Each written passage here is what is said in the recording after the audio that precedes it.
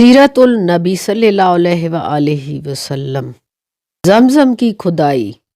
حضرت ابراہیم علیہ السلام کے بیٹے حضرت اسماعیل علیہ السلام کے 12 بیٹے تھے۔ ان کی نسل اس قدر ہوئی کہ مکہ مکرمہ میں نہ سما سکی اور پورے حجاز میں پھیل گئی۔ ان کے ایک بیٹے اقتدار کی اولاد میں عدنان ہوئے۔ عدنان کے بیٹے ماد اور پوتے کا نام نزار تھا۔ نزار کے 4 بیٹے تھے، ان میں سے ایک کا نام مضر تھا۔ مضر کی نسل سے قریش بن مالک پیدا ہوئے، یہ فہر بن مالک بھی کہلائے۔ قریش کی اولاد بہت ہوئی، ان کی اولاد مختلف قبیلوں میں بٹ گئی۔ ان کی اولاد سے کسی نے اقتدار حاصل کیا۔ کسی کے آگے 3 بیٹے پیدا ہوئے، ان میں سے ایک عبد منافق تھا، جن کی اگلی نسل میں ہاشم پیدا ہوئے۔ ہاشم نے مدینہ کے ایک سردار کی لڑکی سے شادی کی۔ ان کے یہاں ایک لڑکا پیدا ہوا، اس کا نام شیبہ رکھا گیا۔ یہ پیدا ہی ہوا تھا کہ ہاشم کا انتقال ہو گیا۔ ان کے بھائی مطلب مکہ کے حاکم تھے۔ ہاشم کا بیٹا مدینہ منورہ میں پرورش پاتا رہا۔ جب مطلب کو معلوم ہو گیا کہ وہ جوان ہو گیا ہے تو بھتیجے کو لینے کے لیے خود مدینہ گئے۔ اسے لے کر مکہ مکرمہ پہنچے تو لوگوں نے خیال کیا کہ یہ نوجوان ان کا غلام ہے۔ مطلب نے لوگوں کو بتایا، یہ ہاشم کا بیٹا اور میرا بھتیجا ہے۔ اس کے باوجود لوگوں نے اسے مطلب کا غلام ہی کہنا شروع کر دیا۔ اس طرح شیبہ کو عبد المطلب کہا جانے لگا۔ انہیں عبد المطلب کے جہاں ابو طالب، حمزہ، عباس، عبداللہ، ابو لہب، حارث، زبیر، زرار اور عبد الرحمن پیدا ہوئے۔ ان کے بیٹے عبداللہ سے ہمارے نبی حضرت محمد مصطفیٰ صلی اللہ علیہ وآلہ وسلم پیدا ہوئے۔ عبد المطلب کے تمام بیٹوں میں حضرت عبداللہ سب سے زیادہ خوبصورت اور سب سے زیادہ پاک دامن تھے۔ عبد المطلب کو خواب میں زمزم کا کنواں کھودنے کا حکم دیا گیا، یعنی حضرت اسماعیل علیہ السلام کے کنویں کو۔ اس کنویں کا قبلہ جرہم کے سردار مزاز نے پاٹ کر دیا تھا۔ قبیلہ جرہم کے لوگ اس زمانے میں مکہ کے سردار تھے، بیت اللہ کے نگران تھے۔ انہوں نے بیت اللہ کی بے حرمتی شروع کر دی۔ ان کا سردار مزاد بن عمرو تھا، وہ اچھا آدمی تھا۔ اس نے اپنے قبیلے کو سمجھایا کہ بیت اللہ کی بے حرمتی نہ کرو، مگر ان پر اثر نہ ہوا۔ جب مزاد کو دیکھا کہ ان پر کوئی اثر نہ ہوتا تو قوم کو اس کے حال پر چھوڑ کر وہاں سے جانے کا فیصلہ کیا۔ اس نے تمام مال و دولت، تلواریں اور زریں وغیرہ خانہ کعبہ سے نکال کر زمزم کے کنویں میں ڈال دی اور مٹی سے اس کو پاٹ دیا۔ کنواں اس سے پہلے ہی خشک ہو چکا تھا، اب اس کا نام و نشان مٹ گیا۔ مدتوں یہ کنواں بند پڑا رہا۔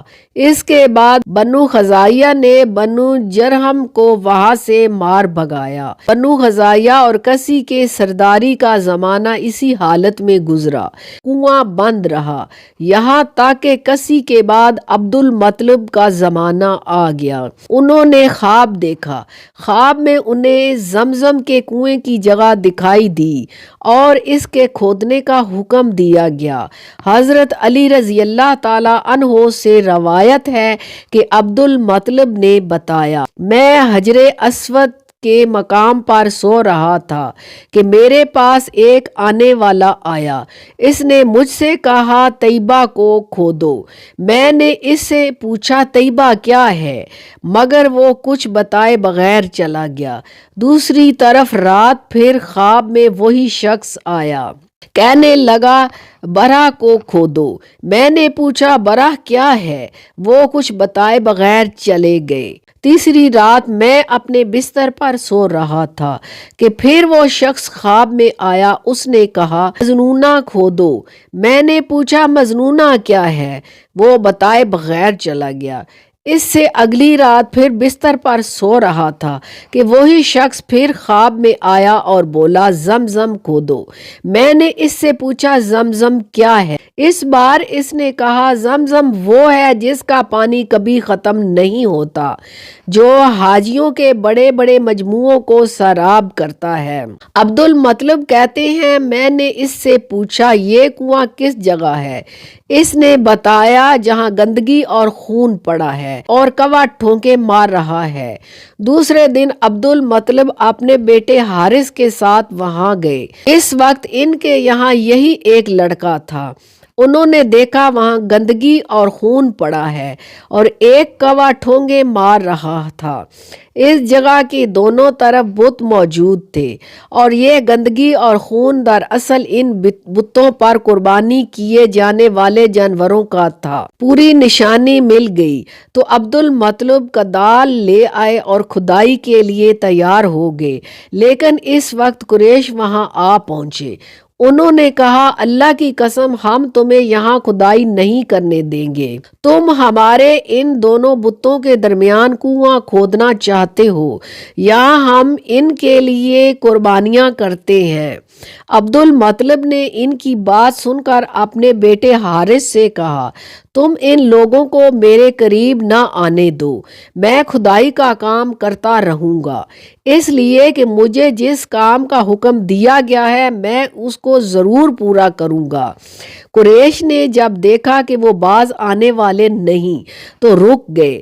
آخر انہوں نے کھدائی شروع کر دی۔ جلد ہی کنویں کے آثار نظر آنے لگے۔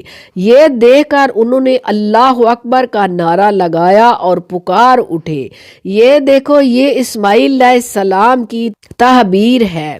جب قریش نے یہ دیکھا کہ انہوں نے کنواں تلاش کر لیا تو ان کے پاس آ گئے اور کہنے لگے عبد المطلب اللہ کی قسم یہ ہمارے پاس اسماعیل علیہ السلام کا کنواں ہے اور اس پر ہمارا بھی حق ہے، اس لیے ہم اس میں تمہارے شریک ہوں گے۔ یہ سن کر عبد المطلب نے کہا میں تمہیں اس میں شریک نہیں کر سکتا، یہ مجھ اکیلے کا کام ہے۔ اس پر قریش نے کہا تب پھر اس معاملے میں ہم تم سے جھگڑا کریں گے۔ عبد المطلب بولے کسی سے فیصلہ کروا لو۔ انہوں نے بنو سعید ابن حزیم کی کہانیاں سے فیصلہ کرانا منظور کیا۔ یہ کہانیاں ملک شام کی بالائی علاقے میں رہتی تھی۔ آخر عبد المطلب اور دوسرے قریش اس کی طرف روانہ ہوئے۔ عبد المطلب کے ساتھ عبد مناف کے لوگوں کی ایک جماعت تھی، جبکہ دیگر قبائل قریش کی بھی ایک جماعت ساتھ تھی۔ اسی زمانے میں ملک حجاز اور شام کے درمیان ایک بیابان میدان تھا، وہاں کہیں پانی نہیں تھا۔ اس میدان میں ان کا پانی ختم ہو گیا، سب لوگ پیاس سے بے حال ہو گئے، یہاں تک کہ انہیں اپنی موت کا یقین ہو گیا۔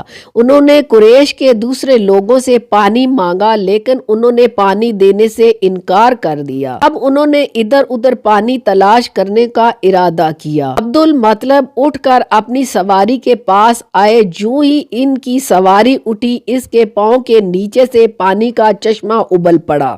انہوں نے پانی کو دیکھ کر اللہ اکبر کا نعرہ لگایا۔ پھر عبد المطلب سواری سے اتر آئے، سب نے خوب سیر ہو کر پانی پیا اور اپنے مشکیزے بھر لیے۔ اب انہوں نے قریش کی دوسری جماعت سے کہا آؤ تم بھی سیر ہو کر پانی پی لو۔ اب وہ بھی آگے آئے اور خوب پانی پیا۔ پانی پینے کے بعد وہ بولے اللہ کی قسم اے عبد المطلب یہ تو تمہارے حق میں فیصلہ ہو گیا، اب ہم زمزم کے بارے میں تم سے کبھی جھگڑا نہیں کریں گے۔ جس ذات نے تمہیں اس بیابان میں سیراب کر دیا وہی ذات تمہیں زمزم سے بھی سیراب کرے گا، اس لیے یہی سے واپس چلو۔ اس طرح قریش نے جان لیا کہ اللہ اللہ تعالیٰ عبد المطلب پر مہربان ہے، لہٰذا ان سے جھگڑنا بے سود ہے اور کہنا کے پاس جانے کا کوئی فائدہ نہیں۔ چنانچہ سب لوگ واپس لوٹے۔ واپس آ کر عبد المطلب نے پھر کنویں کی کھدائی شروع کی۔ تھوڑی سی کھدائی کی ہوگی کہ مال، دولت، تلواریں اور زریں نکل آئی۔ اس میں سونا اور چاندی وغیرہ بھی تھی۔ یہ مال و دولت دیکھ کر قریش کے لوگوں کو لالچ نے آ گھیرا۔ انہوں نے عبد المطلب سے کہا، عبد المطلب اس میں ہمارا بھی حصہ ہے۔ ان کی بات سن کر عبد المطلب نے کہا، نہیں، اس میں تمہارا کوئی حصہ نہیں، تمہیں انصاف کا طریقہ اختیار کرنا چاہیے۔ آؤ 500 کے تیروں سے کرا ڈالے۔ انہوں نے ایسا کرنا منظور کر لیا۔